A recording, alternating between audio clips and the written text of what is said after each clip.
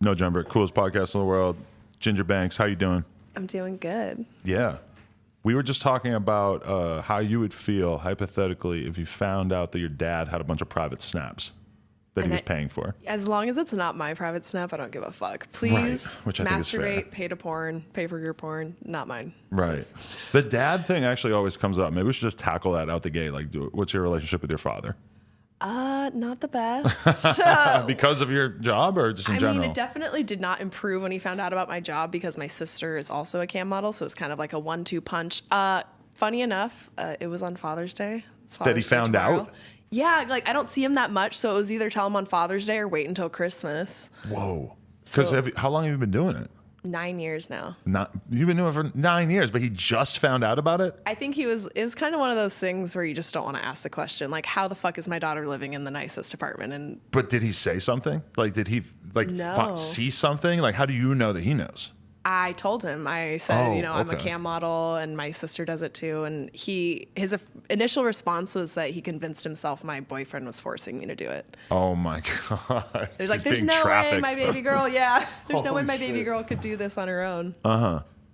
And then where'd the conversation go from there? Did you just kind of let him be mad, or did you try to explain to him, No, like, I'm a it's- sex worker, Dad, it's okay? Like, It seemed like it went pretty well. Like I was being honest with him and stuff. And then the next day he texts me and was like, hey, we think that your boyfriend is forcing you. Are you okay? Like, this is definitely not something, I know you're trying to glamorize it, because I was traveling all over the country. I had just made like 5 figures that month. So it was kind of like, You're feeling good. You're like, fuck it, yeah, I'm I gonna was tell like my proud dad. of myself, and so it did not go as well. And that was like, my brother and sister stopped talking to me when he found out, and I haven't talked to them in 4 years. Wow. I actually just sent my brother a text message like yesterday saying, yo, we're going to run into each other. I know we live in the same city, and And that's he going to didn't be fucking respond yet? awkward. No, he didn't. It sucks, but I'll keep reaching out every now and then. I'm just going to focus on myself. I'm sure he hears my name every now and then out there. Hopefully it's not in the porn world. It's more like interviews and stuff, because I know it's got to be weird. I know it's Are they like uncomfortable. religious or conservative, or any particular reason that they would be so offended by this? I don't think that it was like the healthiest, most open sexual environment, like I think Right. most people are kind of raised like that. Yeah. And so, Where you feel guilty because you get boners. yeah, exactly. And Something it's like wrong with you. the one thing we all have in common, right? We all came from a A vagina. boner. Yeah. And a boner and a vagina got together and made you. Merging together. Beautiful synergy. Yeah. Do you remember when you were conceived? Let me meditate on that and get Probably back the to best you. question I've ever asked, and I don't know where it came from, but Deep down into that was a well, biological. okay. But question. have you throughout your life ascertained any information about how you were conceived? Did your parents tell you that it happened at like a movie theater or anything? No, they were okay. like married together. It was super traditional and vanilla. I'm Okay. sure. Nice. Probably missionary. Where'd you grow up? Cottonwood, Arizona. It's like near Sedona, Arizona. I don't know if you know of that place. I don't.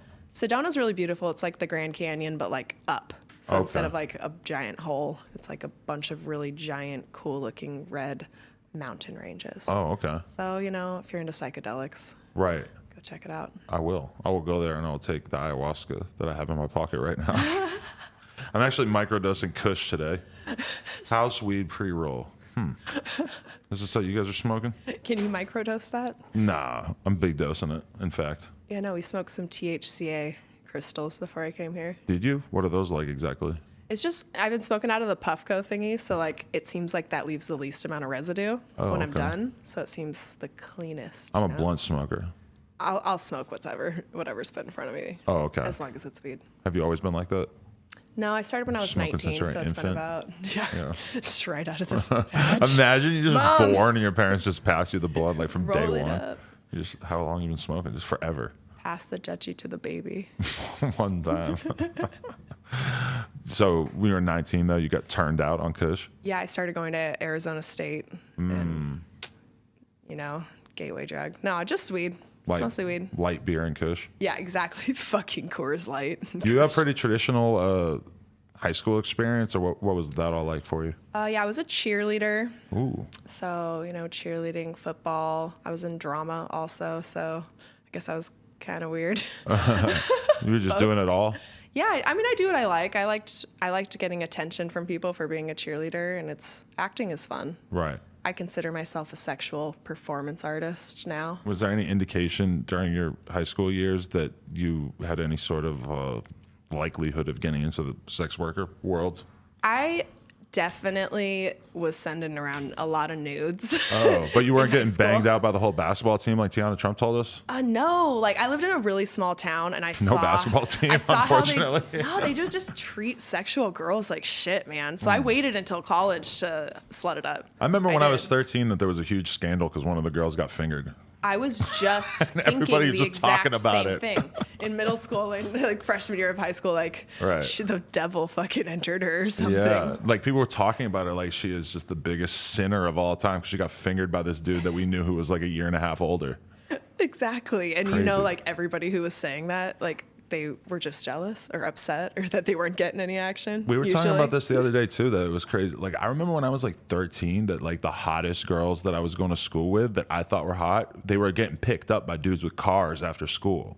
And looking back, you're kind of And looking back at it, it's like, wow, those dudes are fucked up. yeah, those dudes were shady. Why were they hanging out with 13-year-olds? Yeah, you don't really Yeah. notice a lot of fucked up shit until you're older, I think. Yeah, I just remember thinking like, damn, I feel like a loser. Like I have to grow up and get money and get a car and shit because like otherwise, That's the only way I'm gonna get pussy. like the hottest girls in my grade are like going with these dudes who are like Shut way out up. of the league. Yeah, I mean, didn't. my first boyfriend was 19 and I was 14, and my parents jeez. were like cool with it. And looking Really? back, he was fucking weird. in Cottonwood, Arizona, that just flied.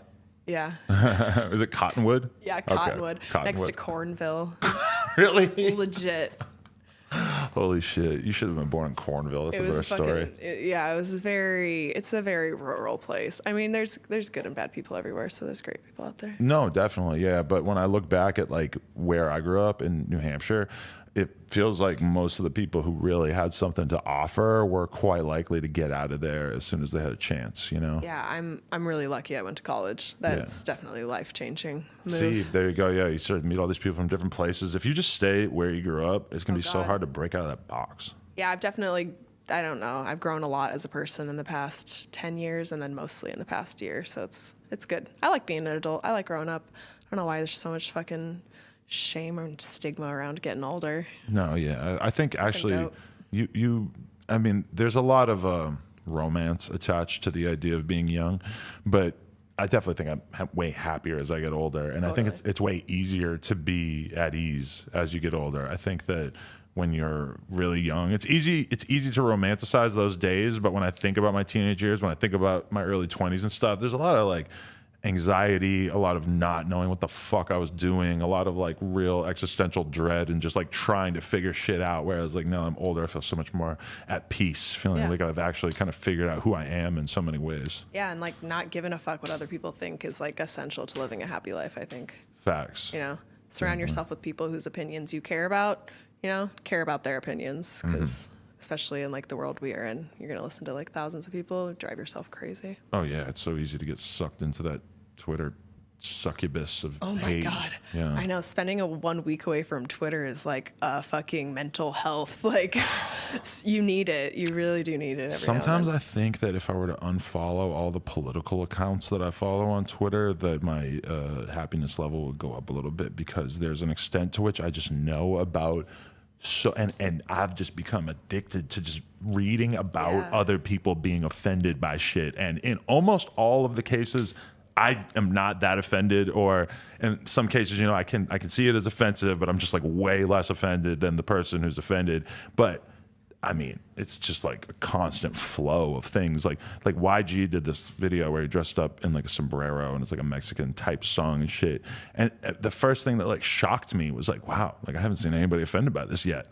Even though like YG's a fucking black dude fucking from the hood in LA. It's like obviously anyone out here, you grow up around Mexican people, and like as far as everything I know about Mexican people, I wouldn't think that they would be the types to be offended by that video. But it's like somebody's got to Someone's do it going because to somebody's eventually. got to get the hits, the clicks. It's so weird, like views. environment we're in right now. We're like really obsessed with controlling everybody else's behavior. And I think I was kind of going down that path, of like, trying to control what other people do. And I've had people try and control what I do and change me as a person, and it never fucking works. And I always, Ron. it just, Ron. I yeah. watched your video about Ron. I was that like, too. Like, I mean, it's hard because sometimes, sometimes people aren't going to change. And like the answer for him, I think really was just like not letting him be around people so he can't do that to them anymore. Because it was kind of just like one of those Harvey Weinstein type things in our industry where everybody knew about him. And I was told to my face multiple times, like, that's just what Ron Jeremy does. But okay, so do you believe that he was really like crossing the line in terms of like physically touching people at shows and all that kind of stuff? I mean, Like he where did it to- is he the did it line? To me. Well, so like, Oh, he did. Okay. yeah, like I mean, just taking a picture with someone, I don't think that you should be putting your hand up their vagina or in their butt crack or doing Yeah. that. You know, like That's unsanitary. yeah, it's unsanitary and it's gonna make that person feel really uncomfortable. And like, you just shouldn't. I think that he had been allowed to do it for so long that it was normal to him. And Right. so I don't think he saw anything wrong with it. And I think that there's amazing porn stars out there who don't do that. And so like, why are we going to keep this one dude? And he wasn't just doing it to porn stars. Like if he did a signing at a sex toy store, he would do it to, Really? civilians. Yeah. A lot. And so like I care a lot about the stigma that surrounds our industry, and I think that him being that fucking like figure, like one of if not the most famous porn star, he's in a Sublime song, going out there in the general public and straight up sexually assaulting people, like what does that say about porn? It's weird because you got to think that like the majority of people who would ask for a photo with him is that their reaction would be like, "Oh shucks, Ron, you're like so crazy, you're so funny," or whatever. But I think somebody like him in this modern day environment, it's like, dude, you can't be behaving like that because you're gonna get called out. And then he did get called out, and it's Yeah. like, hopefully.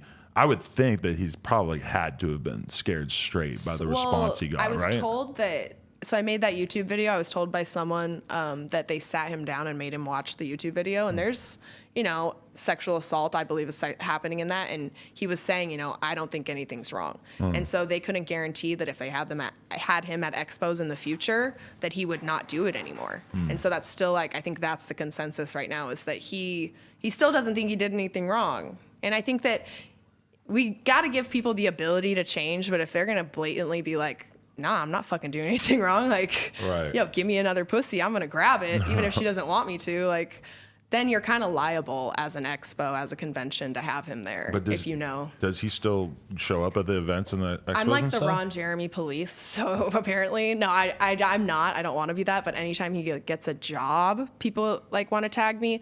I wish I could have a conversation with him. It's hard for me because I think that uncomfortable conversations is how you actually progress as a society. Right.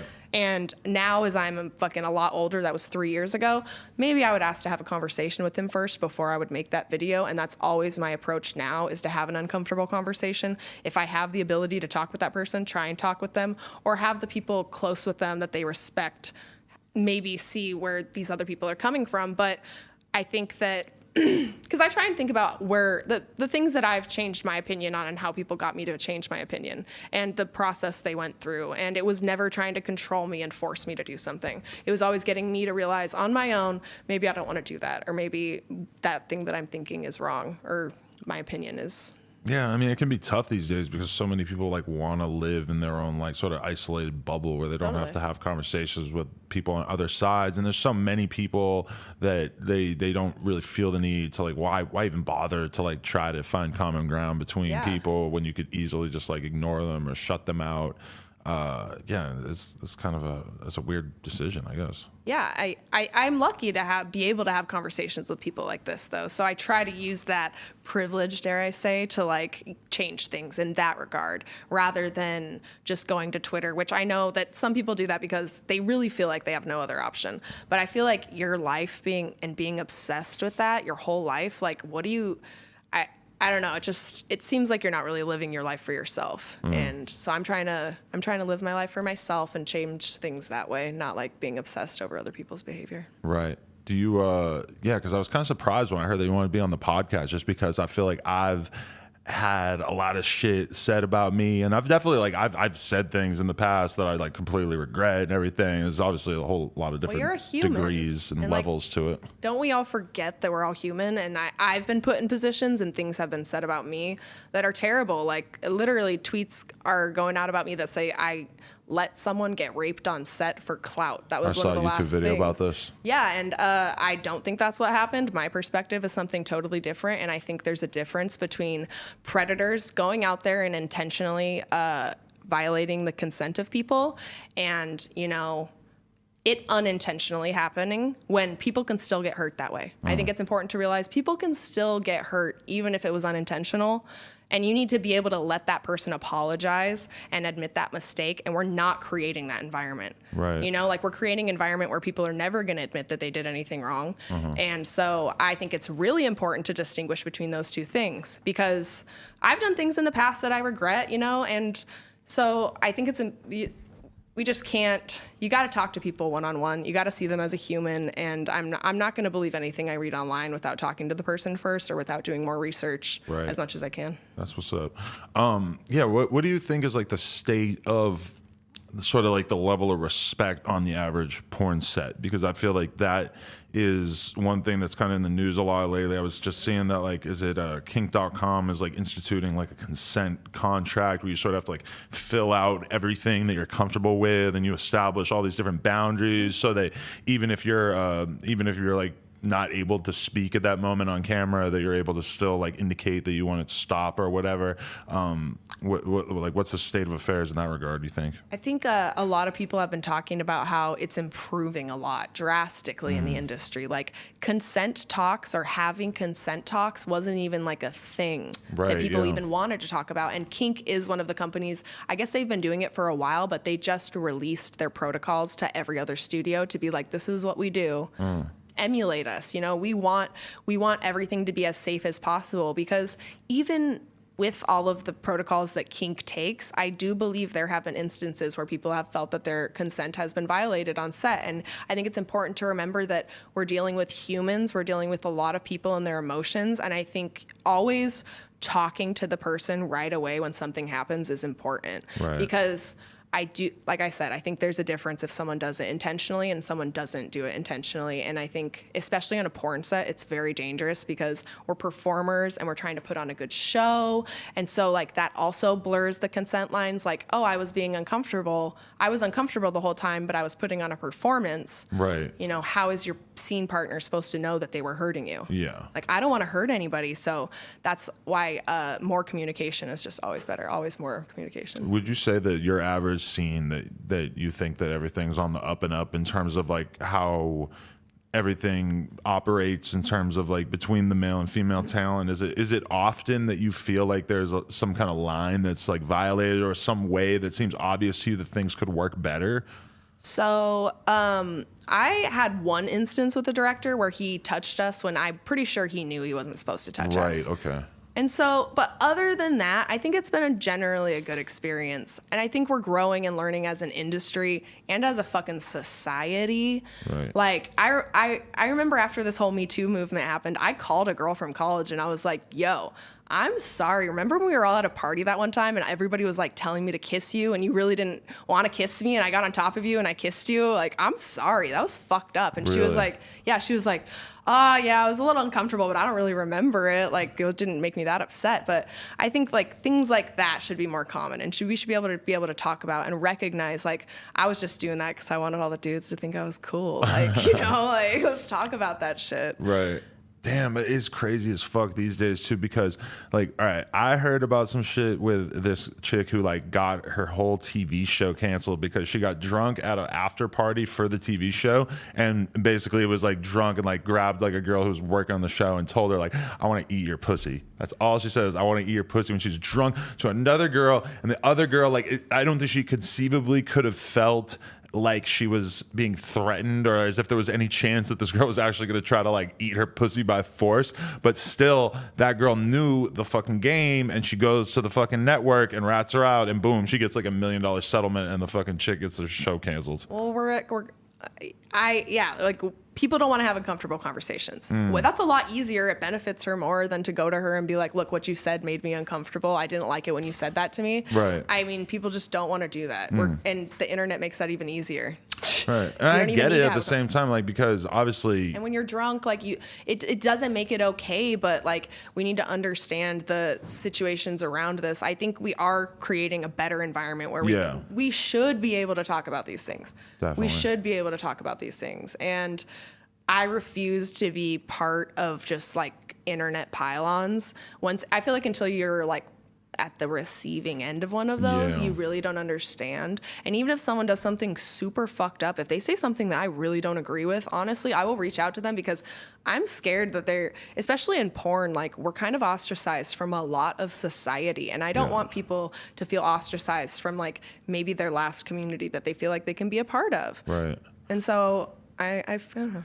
I feel like, I agree that like it's always shocking to me the extent to which even in 2019 people feel comfortable dehumanizing like porn stars. Like in particular, you would think that any subgroup of people who have a particular job who on Instagram are constantly having their fucking accounts deleted, Oh my God. taken down, having content removed, even if that content doesn't violate the rules on Instagram or whatever, you would think that this would be a real cause for alarm. And like from my perspective, even though a lot of the biggest porn star chicks get their Instagrams deleted and have to deal with this shit Literally. constantly, that it's like almost impossible to make people actually feel sympathy for porn stars empathy, because they yeah. just immediately just go to like, she's a porn star. She not a human, she yeah. deserves it. Yeah. I mean, that's why I do these interviews, really. And I don't want, and I encourage people not to just show their sexual side on their social media. Show them that you're a fucking human. That's Because true. I know I used to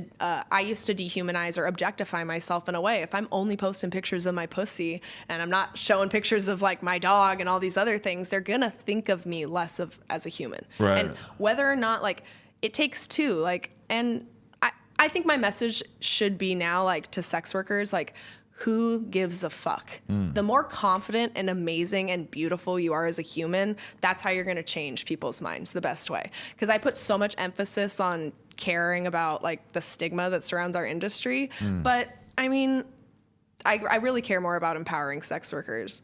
But I mean, everybody is sexual. And there is a stigma that surrounds sex in general. And I Yeah. think that's what I should focus on, because if you focus on that stigma, the one around sex work is going to be lessened too. And I think Hollywood has like a lot of power in how they portray sex workers, you know? And I think that we are changing, like that Cam movie on Netflix, like that was a very accurate portrayal of what it's like to be as a webcam model. Okay, I don't think I've seen that. It's like a horror movie. It's interesting. Oh, really? But it's actually realistic. It's compared to some other shit, you're like, this is So sensationalized. you got into the game as a cam girl though? Yeah, I started camming on My Free Cams like 9 years ago. So what age? Like freshly into 20. college?